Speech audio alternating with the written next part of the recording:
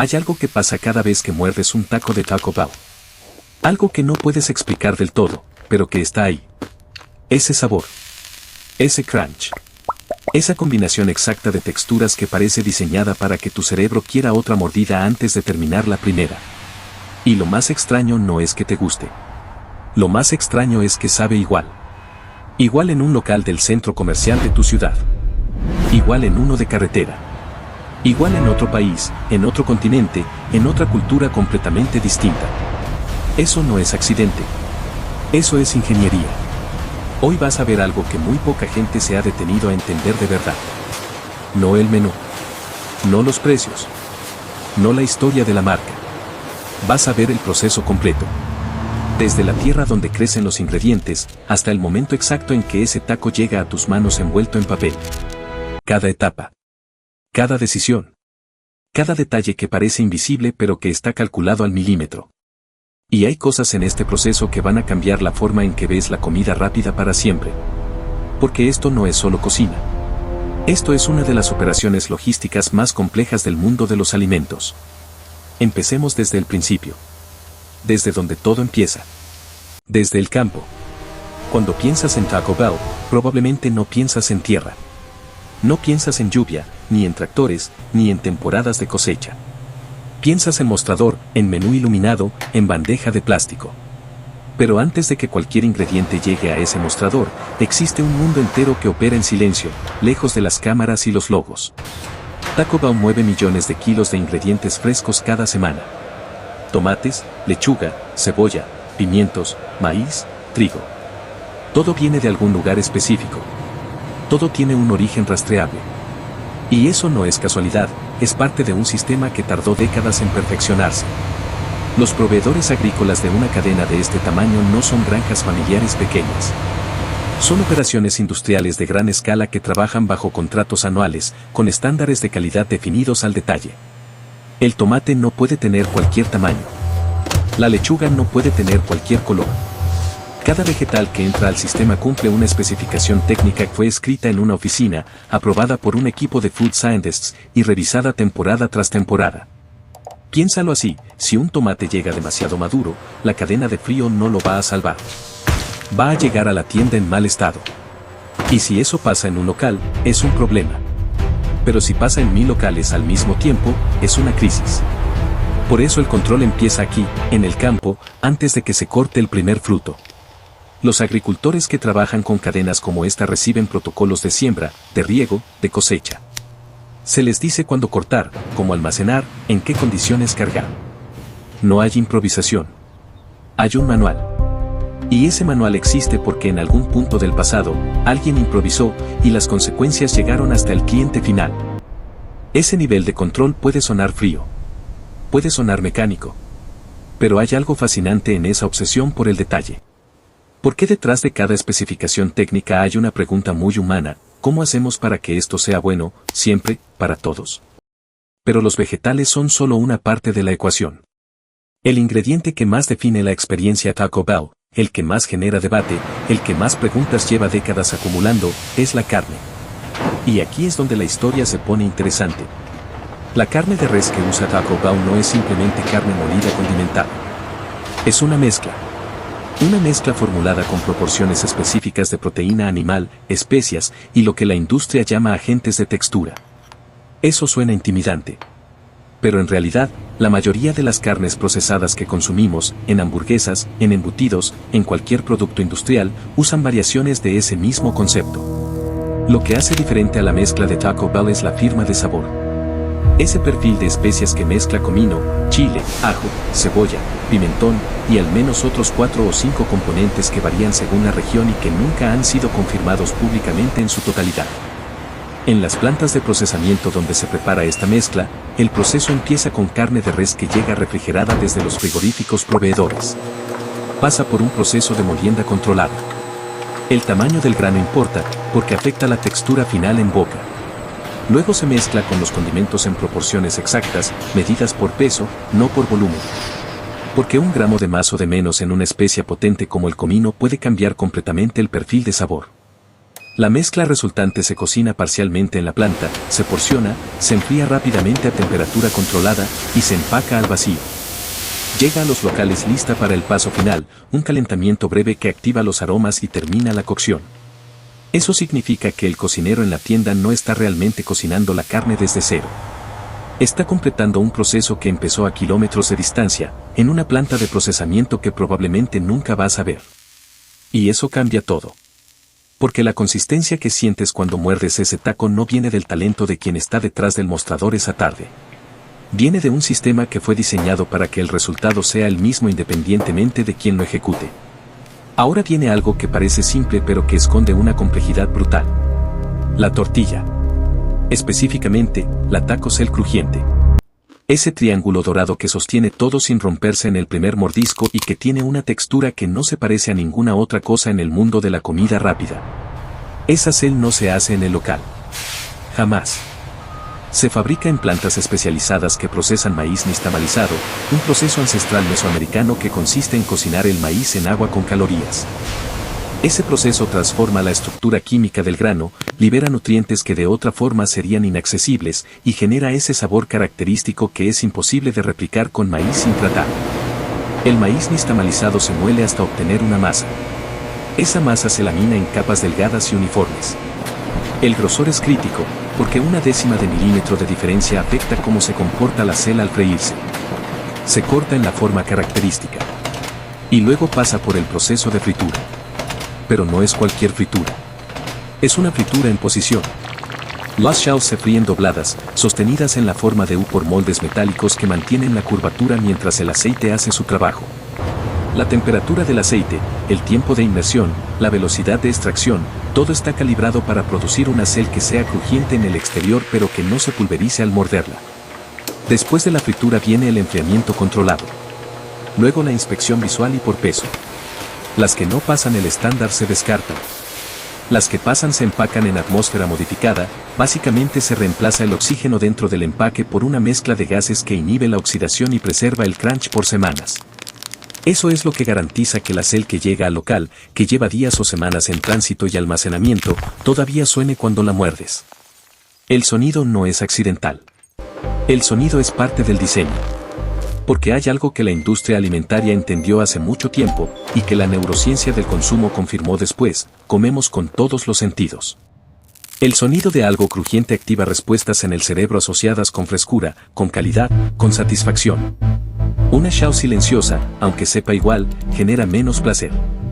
Por eso el crunch de Taco Bell no es un subproducto del proceso. Es un objetivo de diseño. Y no es el único elemento sensorial que está siendo gestionado conscientemente en ese taco. El color rojo-naranja de la carne condimentada. El verde brillante de la lechuga cortada en tiras finas. El blanco del queso rallado cayendo encima. Esa combinación no es estética por accidente. Es el resultado de decisiones tomadas en salas de prueba, con paneles de consumidores, con psicólogos del comportamiento en la mesa. Toda esta sofisticación en origen y fabricación no sirve de nada si el sistema de distribución falla. Imagina esto: cada local necesita ingredientes frescos con una frecuencia altísima. La lechuga no puede llegar una vez por semana, se marchita. El tomate tampoco. La carne tiene ventanas de vida útil muy estrechas una vez que el empaque se rompe. Y todo esto tiene que coordinarse para que el local nunca se quede sin stock, pero tampoco acumule desperdicio. Eso se llama gestión de cadena de frío. Y es un sistema logístico que opera las 24 horas, con rutas de distribución planificadas por algoritmos, con camiones refrigerados monitoreados en tiempo real, con sensores de temperatura que envían alertas automáticas si algo sale del rango permitido. Si un camión sufre una falla en el sistema de refrigeración a las 3 de la mañana en una autopista, hay un protocolo. Hay un equipo que responde. Hay decisiones preaprobadas sobre qué hacer con la carga dependiendo de cuánto tiempo estuvo fuera de temperatura. Porque en la industria alimentaria, una carga que estuvo 2 horas a temperatura incorrecta no es probablemente está bien. Es descarte. Es pérdida asumida. Es el costo de no negociar con la seguridad alimentaria. Ese nivel de rigor tiene un precio enorme. Y ese precio está incluido en cada taco que compras, aunque nunca aparezca desglosado en el ticket. Hay un momento exacto en que todo ese sistema se concentra en un espacio de menos de 20 metros cuadrados. La cocina de un local de Taco Bell. Cuando un empleado llega a su turno, lo primero que hace no es cocinar. Lo primero que hace es revisar. Hay un sistema de apertura que incluye verificación de temperaturas en cada zona de almacenamiento, revisión de fechas de vencimiento en cada contenedor, y confirmación visual de que cada ingrediente está en el lugar correcto, en la cantidad correcta, a la temperatura correcta. Eso no es burocracia. Es el primer filtro de calidad que ocurre dentro del local. Una vez que todo está verificado, empieza la preparación de mise en place. Cada ingrediente tiene un recipiente específico, una posición específica en la línea de ensamblaje, una cantidad estándar que debe estar disponible en todo momento. La lechuga se corta en tiras de un ancho específico. No porque haya una policía de la lechuga vigilando, sino porque el ancho afecta la distribución dentro del taco, que afecta la proporción de sabores en cada mordida, que afecta la experiencia del cliente. El queso se porciona de una forma determinada por la misma razón. El tomate se corta en cubos de tamaño consistente para que ningún mordisco tenga un trozo enorme y el siguiente no tenga nada. Y cuando ese cliente llega y hace su pedido, empieza el momento más crítico de todo el proceso. El ensamblaje. Hay un orden. Y ese orden no es arbitrario. En un taco crujiente estándar, la carne va primero, directo sobre la cel, porque su temperatura y su peso necesitan estar en contacto con la base para estabilizar la estructura. Si pones la lechuga primero, la humedad natural del vegetal empieza a ablandar la cel desde adentro en cuestión de segundos. Un taco ensamblado al revés pierde su crunch antes de llegar a las manos del cliente. Después de la carne viene el queso, inmediatamente, porque el calor residual de la carne ayuda a que el queso se adhiera ligeramente, creando una capa que actúa como barrera entre la proteína caliente y los ingredientes fríos que vienen después. Luego la lechuga. Luego el tomate. Luego la salsa. Cada elemento tiene su momento, su posición, su propósito. Un taco bien ensamblado se sostiene. Puedes inclinarlo 45 grados y los ingredientes no se caen en cascada. Hay una arquitectura interna que lo mantiene cohesionado. Un taco mal ensamblado es una experiencia frustrante. Los ingredientes se escapan en el primer mordisco. El crunch desaparece demasiado rápido. La distribución de sabores es irregular. Y el cliente no sabe por qué está insatisfecho, solo sabe que algo no estaba bien. Pero hay algo que pasa en las horas pico que pone a prueba todo este sistema de una forma que ningún manual puede prepararte del todo. El volumen. Cuando hay 15 personas en fila y el sistema de pedidos digitales está lanzando órdenes cada 30 segundos, el protocolo de ensamblaje enfrenta su mayor enemigo, la presión del tiempo. Es en ese momento cuando los errores ocurren. No por negligencia. Por velocidad. Porque a 300 pulsaciones por minuto, el cerebro humano empieza a tomar atajos. Salta pasos. Invierte el orden. Porciona de más para compensar la prisa. Y esos errores tienen consecuencias que se propagan mucho más allá de ese taco específico. Porque en la era de las redes sociales, un taco mal hecho no termina en el contenedor de basura. Termina en una foto. En una reseña. En un video. Por eso las cadenas de comida rápida de este nivel no dependen solo del protocolo. Dependen del entrenamiento repetido hasta que el protocolo se vuelve músculo. Hasta que el orden de ensamblaje se ejecuta sin pensar, incluso bajo presión máxima. Eso se llama automaticidad. Y es la diferencia entre un local que mantiene la calidad en hora punta y uno que colapsa cuando el estacionamiento está lleno. Existe una figura dentro del sistema de control de calidad de las grandes cadenas de comida rápida que muy pocos conocen y que nadie espera cuando entra por la puerta. Se llama auditor de incógnito. No lleva uniforme. No lleva portapapeles. No se presenta. Llega como cualquier cliente, hace su pedido, espera en fila, recibe su comida y come. Pero mientras come, está evaluando. Está midiendo el tiempo desde que hizo el pedido hasta que recibió la bandeja. Está observando si el empleado saludó correctamente. Está verificando si la temperatura de la carne está dentro del rango esperado. Está registrando si la lechuga tiene el color correcto, si las porciones coinciden con el estándar, si el taco fue ensamblado en el orden correcto. Y cuando termina, se levanta, se identifica, y le presenta al gerente un reporte que puede cambiar el destino de ese local. Esto no es un mito. Es una práctica real en la industria. Y en cadenas del tamaño de Taco Bell, ocurre con una frecuencia que los empleados no pueden predecir. Si el equipo sabe que el auditor viene el tercer martes de cada mes, se prepara para ese día. Y el resto del mes, la calidad decae. Pero si el auditor puede llegar cualquier día, a cualquier hora, durante cualquier turno, entonces el único modo de estar siempre preparado es mantener el estándar siempre. Ese es el diseño detrás del sistema. No es vigilancia por desconfianza. Es vigilancia como estructura de incentivos. Y cuando un local falla la auditoría repetidamente, hay consecuencias concretas. Puede haber reentrenamiento obligatorio. Puede haber cambio de gerencia. En casos extremos, puede haber cierre temporal para corrección. Pero el control de calidad interno es solo una parte de la historia. Porque hay un desafío que ninguna auditoría interna puede resolver por sí sola. La variación cultural. Taco Bell opera en decenas de países. Y cada país tiene su propio paladar. Sus propias expectativas. Su propia relación con el picante, con la sal, con la grasa, con la temperatura de los alimentos. Lo que es perfectamente condimentado para un cliente en Texas puede ser insoportablemente picante para un cliente en Japón. Lo que es una porción generosa en México puede parecer escasa en Australia.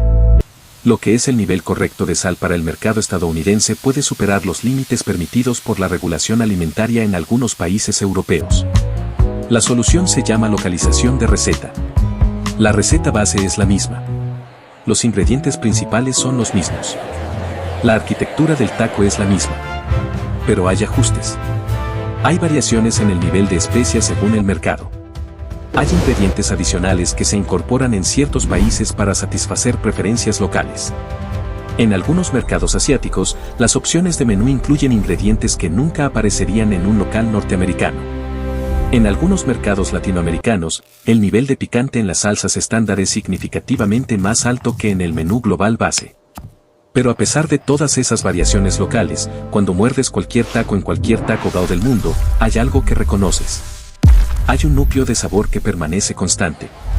Una firma que trasciende las adaptaciones regionales. ¿Cómo logran eso? Con lo que los food scientists llaman flavor anchor.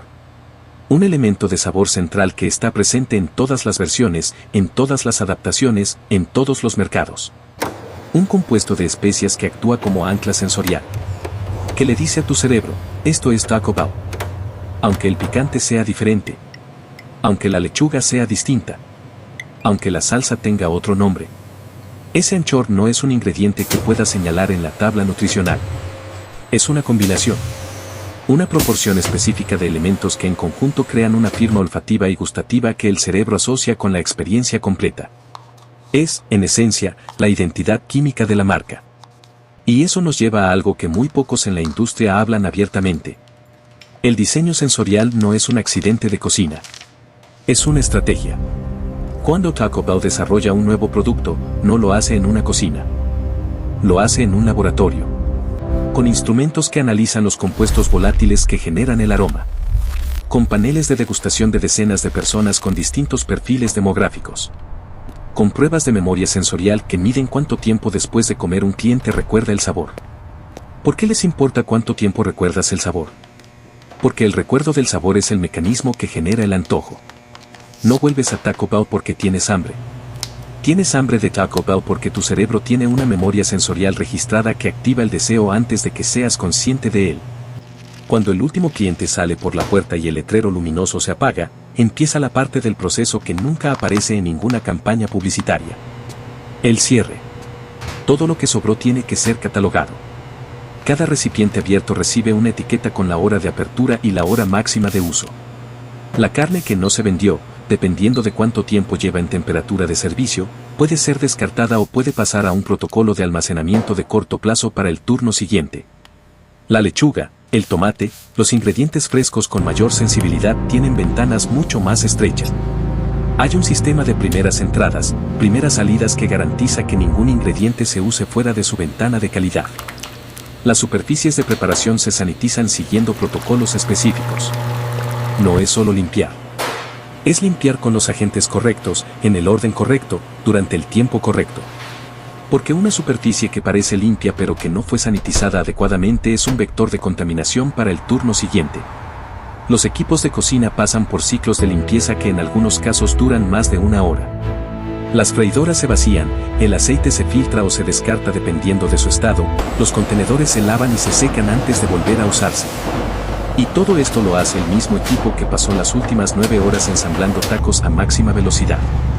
Y cuando ese equipo finalmente sale del local a la medianoche, el ciclo ya está en movimiento otra vez. En algún campo, alguien está terminando una temporada de cosecha.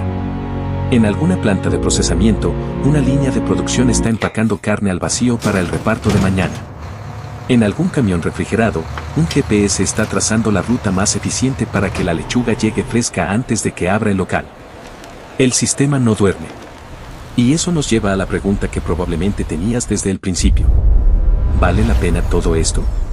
¿Vale la pena toda esa complejidad, toda esa inversión, todo ese aparato logístico colosal, por un taco de $2? La respuesta depende de cómo defines valer la pena. Si lo mides en términos puramente nutricionales, en comparación con una comida preparada en casa con ingredientes frescos, probablemente no. Si lo mides en términos de accesibilidad, de velocidad, de consistencia, de precio, de disponibilidad en lugares donde no hay otra opción a las 11 de la noche en una autopista, la ecuación cambia completamente. Pero hay algo más interesante que esa pregunta. Hay algo que este proceso, visto en su totalidad, revela sobre cómo funciona la escala. Cuando algo tiene que funcionar de la misma manera para millones de personas al mismo tiempo, en contextos completamente distintos, con equipos completamente distintos, bajo condiciones que nadie puede controlar del todo. La única forma de lograrlo es convertir cada decisión en un sistema. Convertir cada receta en un protocolo. Convertir cada protocolo en un entrenamiento. Convertir cada entrenamiento en un hábito. Y convertir ese hábito en algo tan automático que funcione incluso cuando todo lo demás está fallando. Eso es lo que Taco Bell construyó durante décadas. No solo una cadena de restaurantes. Un sistema de reproducción de experiencias a escala global. ¿Es perfecto? No. Hay locales que fallan. Hay ingredientes que llegan mal. Hay turnos donde el protocolo se rompe y el cliente lo nota. Pero la tasa de éxito de ese sistema, la frecuencia con que ese taco llega a tus manos exactamente como fue diseñado para llegar, es una de las hazañas operativas más subestimadas de la industria alimentaria moderna. Y hay una lección en eso que va mucho más allá de la comida rápida. Cualquier cosa que quieras que funcione de manera consistente, un negocio, un hábito, una habilidad, necesita el mismo principio. No inspiración. No talento variable. No buenas intenciones. Sistema. Protocolo. Repetición. Control. La próxima vez que muerdes un taco de Taco Bell, ya no vas a pensar solo en el sabor. Vas a pensar en el campo donde creció ese maíz. En la planta donde esa carne fue mezclada con exactitud de laboratorio. En el camión que salió a las 3 de la mañana para que la lechuga llegara fresca. En el empleado que verificó cada temperatura antes de abrir. En el orden específico en que cada ingrediente fue colocado para que ese taco se sostuviera en tus manos sin derrumbarse. Y quizás, solo quizás, ese taco de $2 te va a saber diferente. No mejor ni peor. Diferente. Porque ahora sabes lo que hay detrás. Y saber lo que hay detrás de las cosas que consumimos sin pensar es, en sí mismo, una forma de ver el mundo con más claridad.